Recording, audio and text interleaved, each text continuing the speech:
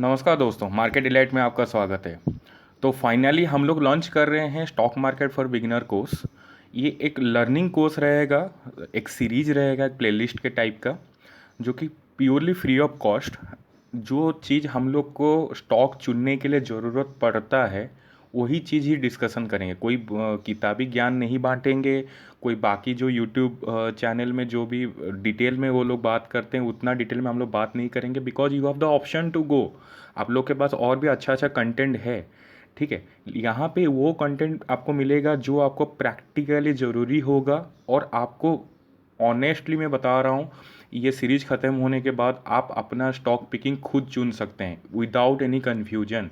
बहुत सारा चीज़ जान के, बहुत सारा कन्फ्यूजन दिमाग में लेके हम लोग को जाना नहीं है। प्रॉपर ज्ञान में, प्रॉपर जो भी लेसन है उसमें फोकस करना है और वो चीज़ सीख के हम लोग को आगे जाना है, ठीक है ना। तो thank you so much for your comments. आप लोग का कमेंट की वजह से ये वाला जो प्रोजेक्ट है हम लोग सक्सेस करने जा रहे हैं। Thank you so much again. तो आज सबसे पहला जो सीरीज है, सीरीज का पहला जो लेसन है, लेसन 1, उसमें हम लोग थोड़ा सा इंट्रोडक्शन के ऊपर बात करेंगे। कैसे स्टॉक का मतलब जन्म हुआ, व्हाट इज स्टॉक, मतलब नॉर्मली पूरा ऐसा कुछ नहीं कि मतलब पूरा मैं पूरा किताबी ज्ञान जो बोला मैं पूरा डेफिनेशन आपको दूंगा। मैं आपको पूरा प्रॉपर ज्ञान मतलब इसमें दूंगा कि एक्चुअली कहाँ से आया वो, और पूरा प्रैक्टिकली आपको मैं समझाऊंगा with the case study, correct. और आगे का जो एजेंडा रहेगा इस सीरीज का, वो एजेंडा के बारे में बात करेंगे। तो सबसे पहले एजेंडा के बारे में बात कर लेते हैं। एजेंडा क्या क्या है हम लोग का। फंडामेंटल एनालिसिस एजेंडा में रहेगा, करेक्ट। और फंडामेंटल और टेक्निकल ये तो रहेगा ही दोनों, ठीक है। और फंडामेंटल टेक्निकल के बीच में प्रॉपर जो भी डिफरेंस होता है, मैं इसके लिए डेडिकेटेडली ऑलरेडी वीडियो बनाया हूँ। मैं आपको कार्ड में डिस्क्रिप्शन दे दूंगा और उसमें जाके आप देख सकते हो, ठीक है ना। तो फंडामेंटल एनालिसिस में हम लोग को क्या क्या डिस्कस करना है। एक पहला हो गया अप्रोच। उसमें bottom up top down approach है, जिसमें हम लोग स्टॉक चुनते हैं, ठीक है ना। प्योरली ये जो हम लोग का ये सीरीज रहेगा only how to choose the stock. Stock कैसे, प्रॉपर स्टॉक कैसे चुनना है, सिंपल, ठीक है। तो अब पहला हो गया अप्रोच, कैसे कौन सा अप्रोच हमको अपनाना है। दूसरा हो गया कंपिटिटिव एडवांटेज, कैसे उसका फाइंड आउट करना है, उसी सेक्टर का या उसी स्टॉक का, ठीक है। थर्ड हो गया फिनेंशियल टर्म्स, जैसे कि हम लोग स्टॉक टॉक्स में डिस्कशन करते ही है। आपका मार्केट कैपिटलाइजेशन, आपका डेब्ट, प्लेस परसेंटेज, ये सब के बारे में पूरा डिटेल में बात करेंगे हम लोग, जो कि आपको बहुत काम में आने वाला है जब आप डिसीजन लोगे आप पोजीशन बनाने के लिए कोई भी स्टॉक में। और चौथा हो गया फिनेंशियल रेशियोज, जैसे कि पी रेशियो हो गया, आर हो गया, आर हो गया, डेब्ट टू इक्विटी रेशियो हो गया, वो सब डिटेल में बात होगा। रेशियो तो ऐसे बहुत कुछ है, 100 टाइप का रेशियो है, उतना हम लोग का जाना नहीं है। जो चीज़ ज़रूरत है, जो चीज़ बेसिक हम लोग का स्क्रीनिंग कर सकता है, उसके ऊपर हम लोग बात करेंगे, करेक्ट। पांचवा हो गया डीसीएफ मेथड में स्टॉक वैल्यूएशन, मतलब ये स्टॉक सस्ता है कि महंगा है। ये डीसीएफ मेथड में आपको जब ये वाला जब वीडियो बनेगा मैं आपको डिटेल तो बताऊंगा ही। अगर डिटेल आपको समझ में थोड़ा सा कॉम्प्लेक्स है, थोड़ा सा आपको अगर समझ में नहीं आए, मैं आपके साथ एक्सेल सीट शेयर भी करूंगा। वो एक्सेल सीट में आप वैल्यू पुट करके आप डीसीएफ मेथड में स्टॉक का वैल्यूएशन निकाल सकते हो, ठीक है ना। तो ये डिफ़र करता है यूजर से यूजर, कितना उसका आसपास 19-20 होता है उसका वैल्यूएशन में, ठीक है। और जब डिस्कशन होगा मैं आपको डिटेल में बता दूंगा, ठीक है ना। तो ये हो गया फंडामेंटल, हम लोग इतना ही बात करेंगे। तो टेक्निकल में क्या क्या बात करेंगे, सबसे पहले टर्मिनोलॉजी, जैसे कि एक्सपोनेंशियल मूविंग एवरेज क्या है, ये कैसे मतलब होता कैसा है, वॉल्यूम क्या है, आरएसआई की क्या है, स्टॉकेस्टिक आरएसआई क्या है, ठीक है ना। तो ये सब के बारे में बात करेंगे। ये नाम सुन के घबराइएगा मत, वो खाली मैं फुल फॉर्म बता दिया हूँ, शॉर्ट फॉर्म अगर आपको बताऊंगा आप भी समझ जाओगे, करेक्ट। तो सेकंड पॉइंट हो गया चार्ट का प्लॉटिंग कैसा होता है। चार्ट प्लॉटिंग कितना सिंपल हो सकता है आपको मैं वो चीज़ दिखाऊंगा, क्योंकि कॉम्प्लेक्स चार्ट प्लॉटिंग में कुछ फ़ायदा होने वाला है नहीं। इतना चार्ट हम लोग कॉम्प्लेक्स कर देते हैं कि हम लोग का जो भी रेट होता है, रेट का जो चार्ट होता है, एक्चुअली जो स्टॉक का रेट का जो चार्ट होता है वो पीछे रह जाता है, ठीक है। जो असली चार्ट है पीछे रह जाएगा और मेन चार्ट जो भी इधर उधर का चार्ट है वो आगे रह जाएगा, तो कोई फ़ायदा होने वाला है नहीं। तो क्लैरिटी के साथ, जितना हो सके उतना क्लैरिटी के साथ, उतना कॉन्फिडेंस के साथ आपको चार्ट प्लॉटिंग सिखाऊंगा, सो दैट कि आप आपके सामने ही आपका भाव होगा और आपके सामने ही आप खुद ही बता पाओगे कि स्टॉक कहाँ जा रहा है, कहाँ नहीं जा रहा है। करेक्ट, मतलब स्टॉक तो जा नहीं रहा है कहीं, स्टॉक तो है, स्टॉक का प्राइस कहाँ जा रहा है। Correct. Third, trade period decision, मतलब जैसे कि आपको ये 2 दिन का ट्रेड लेना है या 2 महीना का ट्रेड लेना है या 2 साल का ट्रेड लेना है, वो भी डिसीजन आपको कैसे लेना है वो आपको बताऊंगा। और ध्यान से मैं आपको एक रिक्वेस्ट कर रहा हूँ, जितना भी सीरीज आएगा थोड़ा थोड़ा गैप में आएगा, मतलब 2 दिन 3 दिन गैप में एक एक वीडियो अपलोड होगा, ठीक है ना। तो उसके हिसाब से आप कोई भी वीडियो में कोई कुछ भी डाउट होगा तो आप तुरंत क्लैरिफाई कीजिएगा। आप कमेंट सेशन में पूछे क्लैरिफाई करें या मेरे को मेल लिख के क्लैरिफाई करें, but clear it. Correct. Fourth हो गया डाइवर्जेंस एप्लीकेशन। डाइवर्जेंस हम लोग जब बीटेक में पढ़े थे, मेरे को जितना याद है, फिजिक्स में भी कभी कभी यूज होता है डाइवर्जेंस। तो स्टॉक मार्केट में भी डाइवर्जेंस यूज होता है, जैसे कि मैं स्टॉक टॉक का वीडियो में मैं खुद डिस्कस करता भी हूँ। मैं एक जगह डाइवर्जेंस भी दिखाया भी था, ठीक है ना। शायद विप्रो में दिखाया था, आई थिंक विप्रो आईजीएल में दिखाया था आपको। तो उसमें आपका डाइवर्जेंस में कैसा एप्लीकेशन लेना है, और divergence one of the best strategy to make position in stocks. ठीक है, मैं अभी से बता दे रहा हूँ। तो डाइवर्जेंस वाला सीरीज जो रहेगा वो अच्छे से देखिएगा, ठीक है ना। तो फिफ्थ हो गया आपका स्ट्रैटेजी मेकिंग। कैसे स्ट्रैटेजी बनाना है, अगर आप कितना कॉन्फिडेंस होने के बाद आपको ट्रेड लेना है, आपका रिस्क रिवार्ड रेशियो कितना होने के बाद आपको वो पोजीशन लेना है।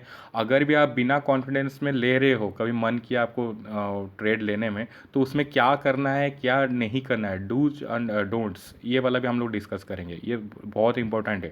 ये थोड़ा ज्ञान टाइप का लगेगा, बट इसके बिना काम नहीं होने वाला। तो आपको आप देख रहे हो कि कितना बड़ा बड़ा कोर्सेस रहता है, बट मैं उसको समराइज करके पिन पॉइंट में आके पूरा फोकस में 10 ही पॉइंट आपके लिए निकाला हूँ, ठीक है।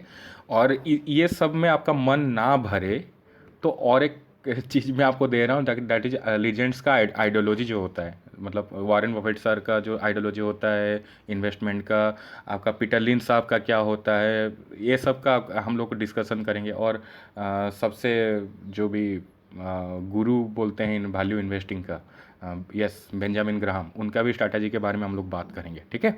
तो ये हो गया एजेंडा, हम लोग का एजेंडा ये सब हो गया।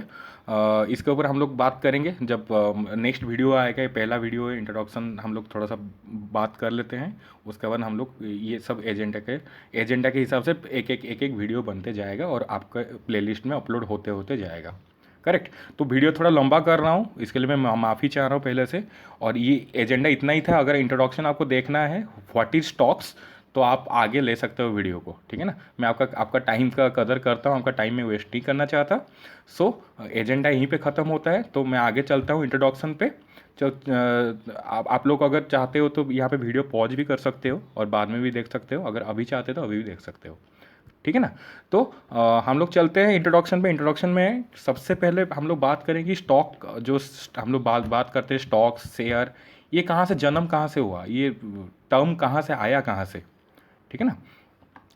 तो मैं आपको एक चीज़ बता रहा हूँ, कंपनी फंड रेजिंग, ठीक है ना। कंपनी फंड रेजिंग का जो भी कॉन्सेप्ट है, कंपनी को तो ग्रोथ करने के लिए तो पैसा चाहिए ना, तो कंपनी कैसे ग्रोथ करेगा, तो उसके लिए हम लोग को क्या करना है, वो कंपनी क्या करता है, दो दो टाइप का जो भी उसके पास प्रोसीजर्स है। एक तो आपका बैंक से लोन उठा सकता है, जो कि उसके लिए इंटरेस्ट पे करना पड़ेगा, या दूसरा जो होता है वो आईपीओ होता है, इनिशियल पब्लिक ऑफरिंग। करेक्ट। तो वो आईपीओ के जरिए मतलब लोगों से पैसा लेता है, पब्लिक से पैसा लेके वो काम करता है, ठीक है ना, जिसके ऊपर उसको इंटरेस्ट नहीं देना पड़ता। और जो भी आपका प्रॉफिट हो या लॉस हो, उसका भागीदारी पब्लिक ही रहता है, ठीक है ना। तो उसको पब्लिक ऑफरिंग ही बोलते हैं, इनिशियल पब्लिक ऑफरिंग। तो ये दो टाइप का होता है। इसी तो आईपीओ में क्या होता है, तो आईपीओ में उसमें शेयर बांटा जाता है, तो इसी में ही शेयर का जो नाम है, वो जो टर्मिनोलॉजी है, यहीं से पैदा हुआ है, ठीक है ना। तो आईपीओ में शेयर आ गया। तो हम लोग क्या बात किया अभी, सबसे पहले जो कंपनी का फंड रेजिंग है, दोनों टाइप का होता है। एक हो गया बैंक से लोन लेना या कोई फिनेंशियल इंस्टीट्यूशन से लोन लेना, और दूसरा हो गया आईपीओ। तो आईपीओ से पैसा उठाया जिसमें पैदा हुआ शेयर्स, ठीक है ना। तो इसके ऊपर हम लोग एक काम करते हैं, एक तो केस स्टडी बनाते हैं, केस स्टडी में समझते हैं कि एक्चुअली ये हुआ क्या, आईपीओ है क्या जिसमें शेयर का पैदा हुआ है। सपोज एक कंपनी में आपको बता रहा हूँ केस स्टडी के हिसाब से, इजीली कैलकुलेशन के हिसाब से 100 करोड़ का एक कंपनी है, ठीक है ना, 100 करोड़ का। अभी अगर वो कंपनी को पूरा बेचा जाए तो 100 करोड़ रुपए मिलेगा, कोई भी बेचेगा तो उसको 100 करोड़ रुपए मिलेगा, ठीक है ना। तो उसमें वो क्या है ना, उसको पैसा चाहिए एक्सपांड करने के लिए, तो एक्सपांड कैसे करेगा, वो आईपीओ के जरिए करेगा, ठीक है ना। आईपीओ के जरिए करेगा, बैंक से लोन नहीं लेगा क्योंकि वो इंटरेस्ट पे करने में सक्षम नहीं होगा, और जो भी है वट एवर द रीजन में भी रिजल्ट मैटर्स, आईपीओ लॉन्च करेगा, आईपीओ से पैसा उठाएगा, ठीक है। आईपीओ का जो फुल फॉर्म में बताया, इनिशियल पब्लिक ऑफरिंग, करेक्ट। तो आईपीओ से पैसा उठाने का जो उसका डिसीजन हुआ, तो उसके लिए तो कैलकुलेशन करेगा ना, क्या करना क्या है, क्या करना नहीं है। तो कैलकुलेशन क्या बोल रहा है, 100 करोड़ का कंपनी है, ठीक है ना, 100 करोड़ का कंपनी है, अभी उसको बेचा जाए तो 100 करोड़ रुपए मिलेगा किसी, मतलब उसका ओनर को, ठीक है। तो वो क्या किया, 100 करोड़ का जो कंपनी है, जो कि आप अभी का प्रेजेंट वैल्यूएशन है, उसका फेस वैल्यू 10, मतलब एक शेयर का उसको हिस्सा में डिवाइड कर दिया, ऐसे हिस्सा में डिवाइड कर दिया जैसे कि उसका पर शेयर का वैल्यू, पर हिस्सा का वैल्यू, जो भी आपको बोलते हैं जो पोर्शन है, वो पोर्शन का वैल्यू 10 रुपया है। आप बोलेंगे 10 रुपया क्यों, 20 रुपया क्यों नहीं, हो सकता है, कोई दिक्कत नहीं, 5 रुपये भी हो सकता है, 15 रुपये भी हो सकता है, 20 रुपये भी हो सकता है, but 99% of the company have the general practice, ठीक है ना, प्रैक्टिस जो रहता है, जो नॉर्मल प्रैक्टिस रहता है, तो वो 10 रुपया का फेस वैल्यू रखता है, ठीक है। तो फेस वैल्यू जो 10 रुपया रखा, तो नंबर ऑफ शेयर्स कितना हुआ, आप लोग समझदार हो, कैलकुलेट कर लो, 100 करोड़ डिवाइडेड बाई 10, ठीक है ना, तो रुपीज़ भी कट गया, तो number of share is equal to 10 crore share, 10 crore का share, 10 crore number of shares issue होगी, मतलब उसके पास अभी है। सिंपल, इतना तक तो समझ में आ गया होगा कि 100 करोड़ का कंपनी है, और वो सोचा कि 10 रुपया वैल्यू के एक एक खंड रखते हैं, एक एक जो पोर्शन रखते हैं, तो मेरे पास कितना शेयर हुआ, 10 करोड़ शेयर हुआ, सिंपल, ठीक है ना। इतना कैलकुलेशन आपको समझ में आ गया होगा। तो ये 10 करोड़ के याद रखना, ये 10 करोड़ नंबर ऑफ शेयर्स को वो क्या करेगा, उसको तो पैसा उठाना है पब्लिक से, पब्लिक को क्या करेगा, फंड रेजिंग का प्लानिंग करेगा। फंड रेजिंग का प्लानिंग में क्या होगा, 30% पब्लिक को देगा, 70% जो है, 30% पब्लिक को देगा, 70% जो है अपने पास रखेगा, ठीक है। तो इसी वो 40-60 भी हो सकता है, 20-80 भी हो सकता है। मैं आपको कैलकुलेशन इजी के लिए 30-70 में आज केस स्टडी में पकड़ा हूँ। तो इसका मतलब क्या हुआ कि 10 crore number of share, 10 crore का शेयर था ना पिछले वाला स्लाइड में हम लोग का जो कैलकुलेशन में निकला, 10 crore shares, number of shares, तो 10 करोड़ डिवाइड हो जाएगा कैसे, यस ऑफकोर्स 3 करोड़ शेयर और 7 करोड़ शेयर, बस 30% 70%, जो बोलते हैं ना 3% 60% जो होता है, तो उसी टाइप का काम हो गया, ठीक है ना। वो गुजराती में क्या बोलते हैं, मैं अभी अभी कभी कुछ मूवी देख रहा था, कोई वेब सीरीज़ देख रहा था, तो उसमें मिला था मेरे को, तो इसलिए टाका का वो जिक्र कर दिया, ठीक है। इतना तक आपको कंप्लीटली समझ में आ गया होगा, मैं आशा करता हूँ, क्योंकि पूरा एकदम सिंपल डिवीजन प्लस ये सब का काम है, करेक्ट। तो 3 करोड़ शेयर, 7 करोड़ शेयर का आपका डिवीजन हो गया।